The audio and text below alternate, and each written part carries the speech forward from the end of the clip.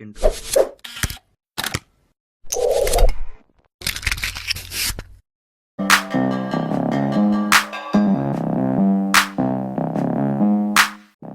아돌프 히틀러는 독일의 무솔리니라 불렸다. 그는 이탈리아 독재자와 아주 비슷한 출세 과정을 겪었다. 불안해하는 대중의 구원자를 자처했다는 점도가 썼다. 제1차 세계대전 후 돌아온 히틀러는 국방군의 정보원이 되어 원헨에 있는 병영에서 지냈다.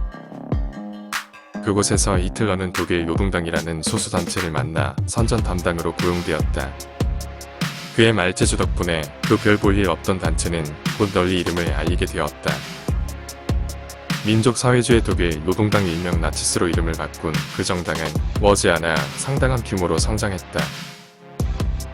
1923년 11월 히틀러는 쿠데타를 시도했으나 완전히 실패했다. 그 사건으로 그의 지지자 16명이 목숨을 잃었다.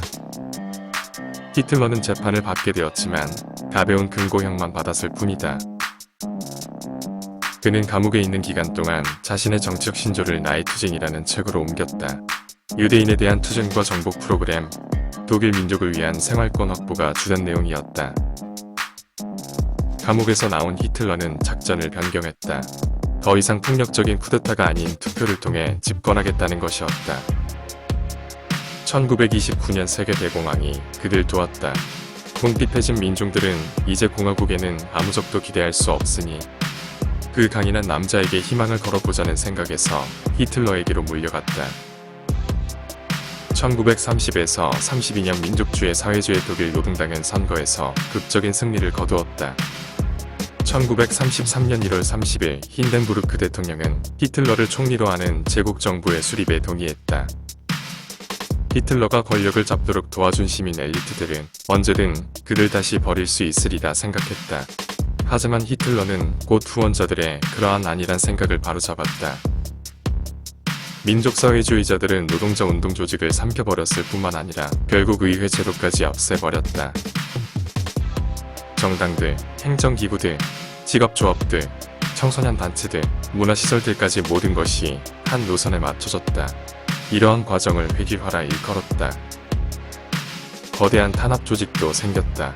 정치적 반대파는 순식간에 지어진 강제 수용소에 수용되었고 비밀경찰은 온 나라에 대한 감시망을 구축해 모든 사람을 파악했다.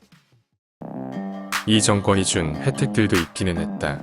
전반적인 경제 회복이 이루어졌으며 대규모 일자리 창출 정책이 펼쳐졌다. 승전국들의 묵인으로 히틀러는 국방군을 설립했고 군수산업에서는 수많은 일자리들이 생겨났다. 신혼부부들을 위한 대출과 다자녀 가구를 위한 지원 제도도 있었다. 즐거움을 통한 힘이라는 여가.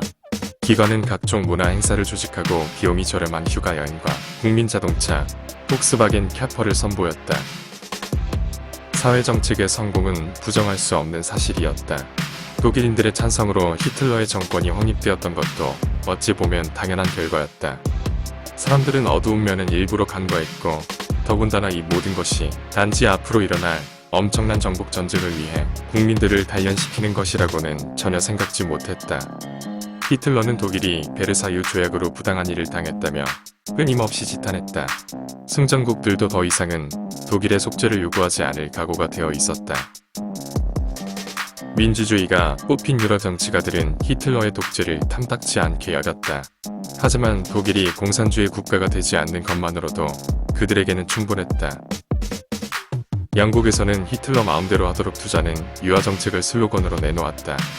그래서 히틀러가 1935에서 1938년에 베르사유 조약 파기에 착수했을 때도 저항이 거의 없었다.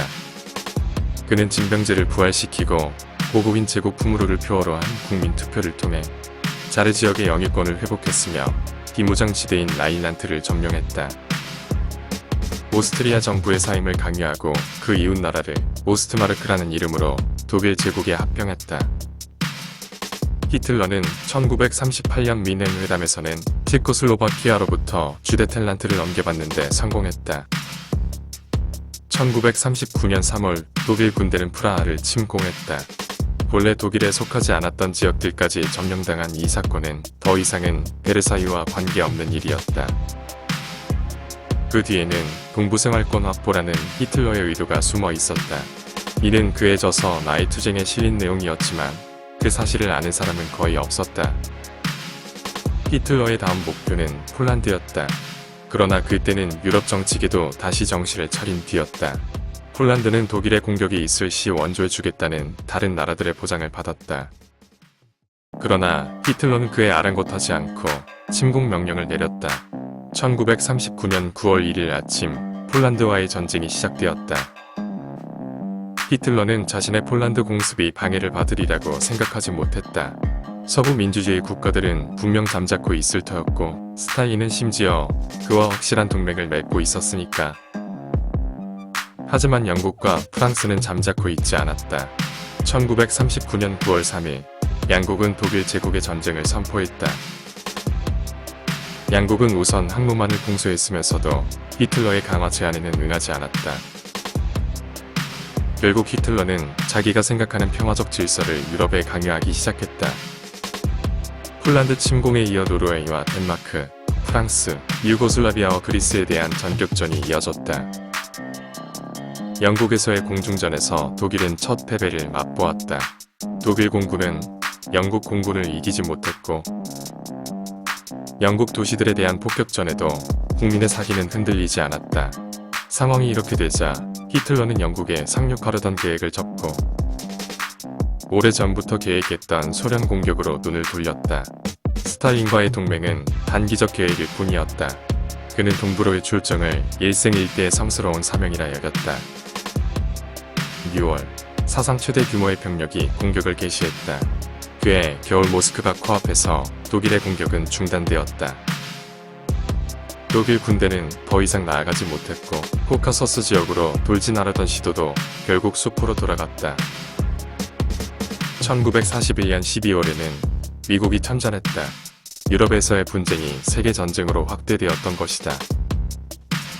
동시에 일본도 미국에 대한 전쟁을 개시했다는 사실도 독일 제국에 도움이 되지는 않았다.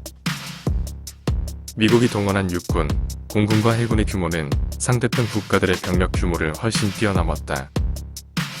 1942년까지는 독일과 동맹국들이 거의 전 유럽을 지배했지만 이제는 후퇴해야 할 때였다. 1943년에는 북아프리카를 잃었고 1944년에는 연합국이 노르망디에 상륙했으며 그해 가을에는 적군이 독일 본토에 처음으로 진입했다. 독일의 도시들은 우박처럼 쏟아진 폭격을 맞았다. 주민들에게는 한 발짝도 벗어나지 말고 싸우라는 명령이 내려졌다.